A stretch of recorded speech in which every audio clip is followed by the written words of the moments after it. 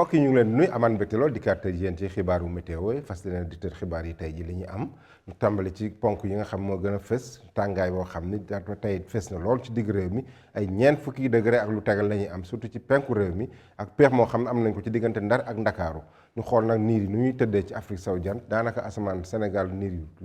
bëriwu fi asamaan su leer la ñu am ay niir nañ ko am ci golfe de Guinée bi mais niir yooyu bu wàllee tamit côté Mali la yem day laalu Sénégal ba tax na jant bi na fenk bu baax ak tàngaay boo xam ne ngelaw li nga xam day upp jógee ci Sahara mooy upp indi ci réew mi tàngaay boo xam ne dina mën a fees surtout ci penku bi ak côté Louga ba côté Ndar foofu nañ am sedd par yenn saa yi xool nag lu gën a fees tey ji ci guddi jëm ci ëllëg tey guddi ajuma gi jëm ci samedi Ndakaaru na am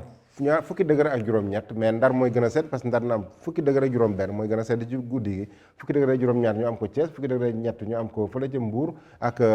Kaolack fukki degré ak juróom-ñeent Ziguinchor am fukki degré ak juróom-ñett Sédhiou am ñaar fukki degré Sédhiou mooy xaw a tàng tuuti par rapport ak Ziguinchor ci guddi gi bu ñu demee ba ci digg réew mi tamit fukki degré ak juróom-ñeent ak fukki degré ak juróom-benn la ñu am ci gox xaan yu bëri mais tàngaay guddi gi na xaw a fes sol diggante Matam ak Bakel na am fukki degré ak juróom-ñett moom ak Tambacounda ñoo gën a tàng ndax Kédougou sax moo jël raw gàddu ci guddi parce que na am ñaar fukki degré juróom-ñeent Matam am ñaar fukki degré juróom-benn ñu xool samedi bi nag ci bëccëg bi tàngoor bi muy tëddee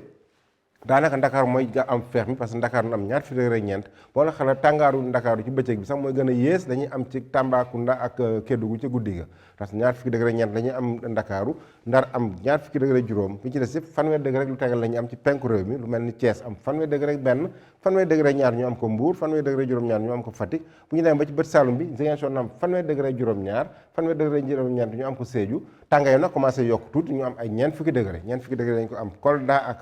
Kaffrine ak Linguère bu ñu demee ba ci penk bi tamit nañ am ñeent fukki degré benn Tambacounda ak ñeent fukki degré ñaar ñu am ko Kédougou mais raw gàddu gi ci tàngoor nañ ko am Matam na am ñeent fukki degré ak juróom donc na tàng lool ci bëccëg gi Bakel na am ñeent fukki degré ak ñeent ak asamaan soo xam daanaka du am ay niir asamaan su fenk bu fës nañuy am ak jant boo xam dina fenk bu baax a baax